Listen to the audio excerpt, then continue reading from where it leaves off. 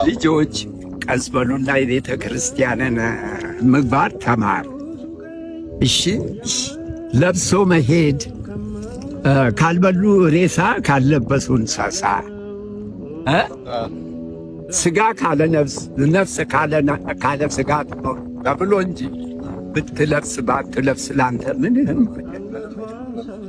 አይነ ምድርህን በእጅ ትይዘዋለህ። ስንት ወጪ ያወጣህበት ዘይት፣ ሽንኩርት፣ ምንትስ እንቅብጥር ስቅብጥር ስትቀል ስንት ነው ለወጥ ሴቷ ምጣው። ተሞቶ የት ነው የሚኬደው? መግቢያው የት ነው? አየሆ የምድሩን ይኸው አሁን ስንሄድ አባጣ ጎባጣ ያሳ 10ቱ ቃላተ ኦሪት 6ቱ ቃላተ ኦሪትን ወንጌልን ፈጽመናል እና ታዲያ መግቢያችን የት የት ነው መግቢያ? እሳት ቢሉ ደግሞ ይሄኛ የምናነደው አይደለም። መሬት አትችለው። እቺ መሬት እቺ አትችለውም። ልጅ ቀልድ ጨዋታ አያስፈልግም። ብትችል ስጥ፣ ባትችል እችን ጸሎት አለ። በልተ ደግሞ ስትነሳ አቤቱ የነፍሴና ሥጋዬ ፈጣሪ እግዚእነ ኢየሱስ ክርስቶስ ሆይ ይህን ሰጠኸኝ የተመገብኩትን ምግብ ለጤናና ለፍቅር አድርግልኝ። ነገር ግን ለትዕቢትና ለኀጢአት መሥሪያ ኃይል ማገኛ አይሁንብኝ። ከመመገቤና ከተመገብኩም በኋላ ስምህን ለመጥራት አንተን ለማመስገን ኃይልና ብርታት ማልገኛ ይሁንልኝ። ሥጋዬ በጥጋብ ተሞልቶ ፈጣሪዬን አንተን እንዳረሳ አይነ ልቦዬን አብራልኝ። ይችን በልተ ከተነሳ ይሄንን ገና ምግቡ ከመቅረቡ በፊት ብሎ ያንን በፊት ጸልየ እሺ፣ አሜን። አቤት ጌታዬ፣ አቤት እግዚኦ ብላችሁ ጸልዩ። ይህን ካረጋችሁ እንግዳ ነን። ዕድሜ ለምናለው ሙቼ እስክበሰብስ ላምን ከጥጃዋ ካገናኘው ንጉሥ በስባሽ። ይኸው አሁን ቅድም የሞቱ በቃሬዛ ሲትሄዱ አይታችኋል። በቃ ይችላል። አሁን ዛሬ ማደራችንን እናቃለን። በቃ ይችላል። ምን አይነት ደፋር ነው እንዳትሉኝ፣ ደፍሬ አይደለም፣ ልፈርድባቸውም ፈልጌ አይደለም። እንኳን አሁን የምንኖርባት ቤታችን ቀርቶ እቺ ምድራችን እንኳን በስደት ነው የመጣንባት። በጣም ከተጣበቃችሁባት ታማችኋለች። የምር አድርጋችኋት ከወሰዳችኋት ትጎዳችኋለች። እኔ በምድር ላይ ስደተኛ ነኝ ይላል ነቢዩ ዳዊት። በድንኳን የኖሩት ለዛ ዋና መኖሪያችን ይሄ አይደለም። ይሄ መቆያችን ማለፊያችን እንጂ ማረፊያችን ወደብ አይደለም። ምናልባት መቅሰስ ሆነ ምንጃ ራት ግን አይደለም። በጣም ከተጣበቅንበት ሐዘን ስብራ ይገጥመናል። አዎ የኔና የእናንተ የዚህ ምድር አኗኗር እንደ ስደተኛ እምን ብለን እንዳንተኛበት።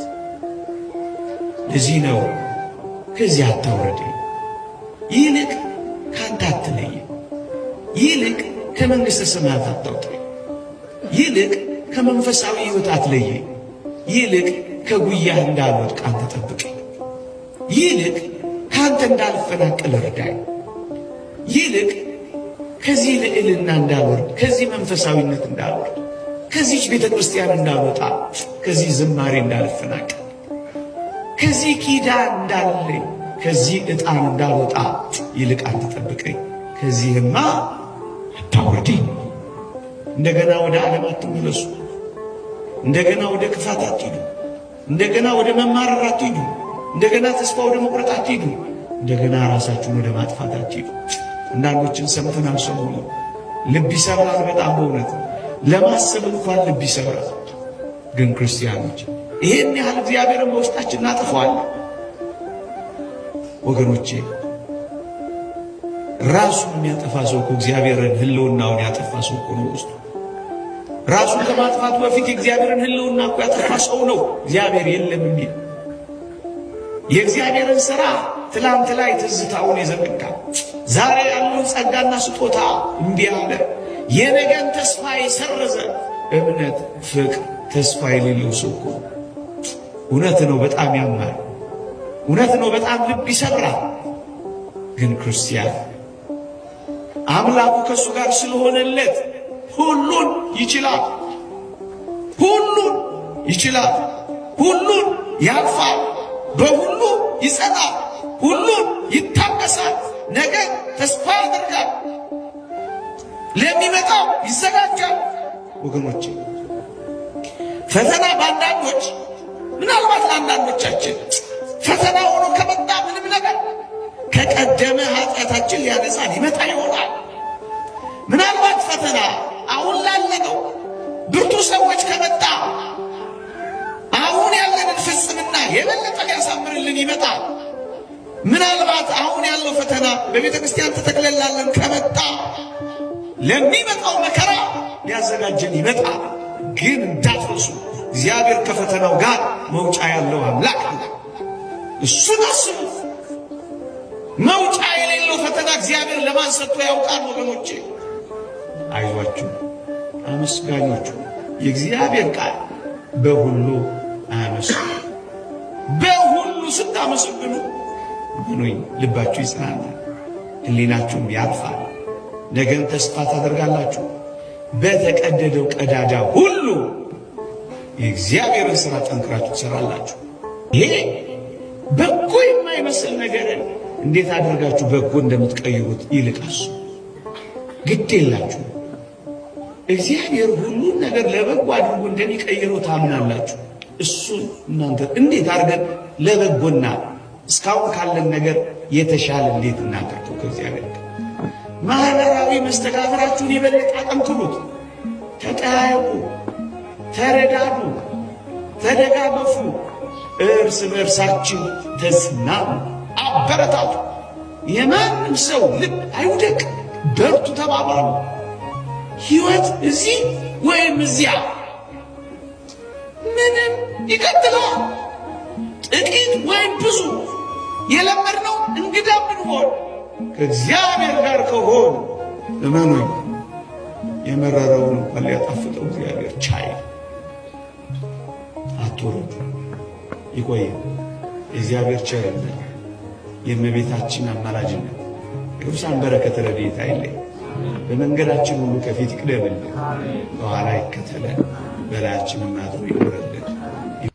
የቅዱስ ዳዊት የመጀመሪያው መዝሙር በሰው ልጅ የመጨረሻ ማንነት ላይ የጀመረ ሲሆን የመጨረሻው መዝሙርም በሰው ልጅ የመጨረሻ ማንነት ላይ የተመሰረተ ነው። መዝሙር 1 ቁጥር 1 ብፁዕ ብእሲ ሰው መዝሙር 150ውን ዳዊት ሰርቶ ሲጨርስ ሽልማቱ ምንድን ነው ተብሎ ቢጠየቅ ብፁዕ መሆን ነው ይላሉ ሊቃውንቱ። ስለዚህ በጎ ንጉሥ አርበኞቹ በብርታት ይታገሉና ይጠነክሩለት ዘንድ መጀመሪያ አክሊሉን አሳይቶ ወደ ውጊያ እንደሚልካቸው ሁሉ ቅዱስ ዳዊት በ150ው ዳዊት ውስጥ ያለውን መከራ መጀመሪያ አክሊሉን ብፁዕ የሚለውን አስቀምጦ ነው የሰጠን። ስለዚህ የሕይወታችን ዋጋ ብፁዕ ነው። ብፁዕ መሆን ማለት ወዳልተበረዘ ማንነት መመለስ ማለት ነው። በነገራችን ላይ የእግዚአብሔር ቤተሰቦች ንጹሕ ማለት በተፈጠሩበት ምንም ሳይጨምሩ መገኘት ማለት ነው። ንጹሕ ማለት እሱ ማለት ነው፣ ሌላ አይደለም። ድንጋይም ንጹሕ ነው፣ በድንጋይነቱ ሌላ ካልተጨመረበት። ውሃም ንጹሕ ነው፣ ሌላ ካልተጨመረበትና ንጹሕ ማለት በተሰጡበት ማንነት መገኘት ነው። መንጻት ማለት ደግሞ ወደ ማንነት መመለስ ነው። ብፁዕነት ማለት ብፅዓን ማለት ደግሞ የመጨረሻ እውነተኛ ማንነት ማለት ነው። እግዚአብሔር ፈጥሮ የሰጠን መልክ ማለት ነው። አሁን ደግሞ በመዝሙር 150 ላይ የምናገኘው ብፁዕ የሚለው መሰረት ሲሆን 150 መዝሙር 150 ደግሞ ዘውድ ነው ይላሉ አባቶቻችን። ዳዊትን እየዘመረ የዳዊትን ሕግ የሚፈጽም ሰው ደግሞ ለዚያ ሰው ደግሞ የመጨረሻ ወታደር አርበኛ ሲሆን አክሊሉ ደግሞ ብፁዕ የሚለው ቃል ነው ይላሉ አባቶቻችን። 150ው ዳዊት ዘር ሲሆን ብፁዕ የሚለው መጨረሻ ላይ ከዛፉ ላይ የሚቀመጠው ፍሬው ነው። 150ውን ዳዊት ጠብቆ ሰው ምን ይሆናል ቢባል ብፁዕ ይሆናል። ወንጌልን ጠብቆ ሰው ምን ይሆናል? ብፁዕ ይሆናል። ወደ ተፈጠርንበት ማንነታችን እንመለሳለን፣ ያን እንሆናለን። እና አሁን በአጠቃላይ ብናስቀድስ፣ ብንጸልይ፣ ብንጾም፣ ብንሰግድ፣ በሰላም ብንኖር፣ ብንመጸውት፣ ብንነጻ፣ ከኃጢአት ብንጣቀም ለምንድን ነው ከተባለ መልካችንን ለመጠበቅ ነው። ሌላ ምንም አይደለም። ገነት የምትባል የሆነች አትክልት የበዛባት ሀገር ለመውረስ አይደለም። በእውነት እኛ የምንደክመው ክርስቶስን ለመምሰል ነው። ትክክለኛው ስጦታ ይህ ነው። ከዛፉ የሚረግፈውን ፍሬ ከሚፈልግ ሰው ይልቅ ወደ ዛፉ የሚሄድ ሰው ብፁዕ ነው። ከዛፉ የመጣውን ፍሬ የሚፈልግ ሰው ያችን ፍሬ በልቶ ሲጨርስ ሌላ ፍሬ አያገኝም። ወደ ዛፉ የሄደ ሰው ግን ከዛፉ የሚተካውን ፍሬ ሁሉ ሲያገኝ ይኖራል። በክርስቶስ የምናገኘውን ጸጋ ከመፈለግ ይልቅ ራሱን ክርስቶስን ማግኘት ታላቅ ጸጋ ነው። በዘመኑ ሲያስተምር ጌታችን መድኃኒታችን ኢየሱስ ክርስቶስ አይሁድን ይነቅፋቸው የነበረው ስለዚህ ነው። ከእኔ ስለምታገኙት ነገር ይልቅ እኔን ብታገኙ ይቀድማል። እኔን ከያዛችሁ በእኔ የሚገኘው ነገር ከእኔ ይገኛል ብሏቸው ነበረ። ፍርፋሪ ከመልቀም ራት መብላት የተሻለ ነው። ፍርፋሪ የሚጣለው ለቡችሎች ነው ተብሎ ተጽፏል። ከለባትኒ ጓ ይበሉ ዘይወድቅ እምፍርፋራት ማይዳት ይሆሙ ለውሉድ ልጆች ከሚጥሉት ፍርፋሪ ውሾችም ይለቅማሉ ተብሏል። ውሻ ፍርፋሪ እንደሚለቅም ማዕድ እንደማይሰራለት ጤና፣ ገንዘብ፣ ሀብት፣ ኑሮ እንደዚህ ያለው ነገር ሁሉ ፍርፋሪ ነው። ለአሕዛብ ሁሉ የተሰጣቸው ነው። ለእንስሳት ሁሉ የተሰጠ ነው። ለአራዊት ሁሉ የተሰጠ ነው። ለእጽዋት ሁሉ የተሰጠ ነው። እግዚአብሔር በካህሊነቱ እጽዋት እንኳን ያለ ጊዜያቸው እንዳይበጠሱ ጠባቂ መልአክ አስቀምጦላቸዋል።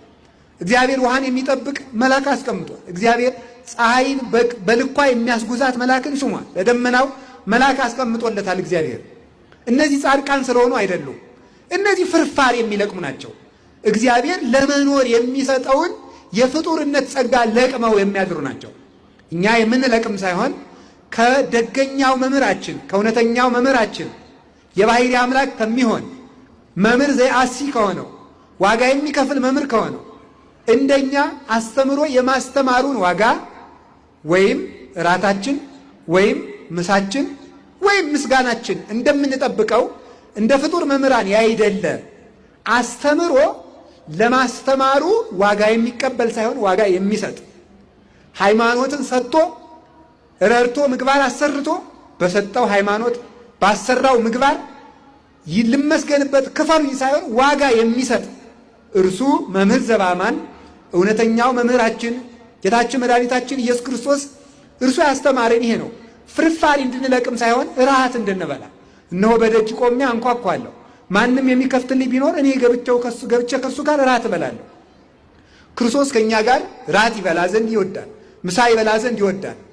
ደቀ መዛሙርቱን አንዲት ሴት በተራበች ጊዜ አንዲት ሴት ለማነጋገር ምሳ ገዝታችሁ ኑ ብሎ ዮሐንስ ወንጌል ምዕራፍ 4 ላይ ምሳ ግዙ ብሎ የላካቸው ለምን ይመስላችኋል? በኋላ ሲመለሱ ግን ምንድን ነው ያላቸው? ምሳ ብላ መምህር ሲሉት በመብል ዘይታምር ዋንትሙ እናንተ የማታውቁት ምግብ አለኝ አላቸው። መብል የሰገበረ ፈቃዱ ላቡዬ የኔ መብል የአባቴን ፈቃድ መፈጸም ነው አለ። ያ የአባቱ ፈቃድ የሰው ልጆች መዳን ነበረ። የዚያችን ሴት መዳን ባገኘ ጊዜ ያችን ሴት ወደሱ ከመለሳት በኋላ የተጠማው ውሃም የሷ መዳን ነበረ፣ የተራበው ምግብም የሷው መዳን ነው። እግዚአብሔር እንደ ሰው ልጆች መዳን አድርጎ የሚወደው ነገር የለም። እግዚአብሔር እንደ ሰው ልጆች ጥፋት አድርጎም የሚያሳዝነው ነገር የለም።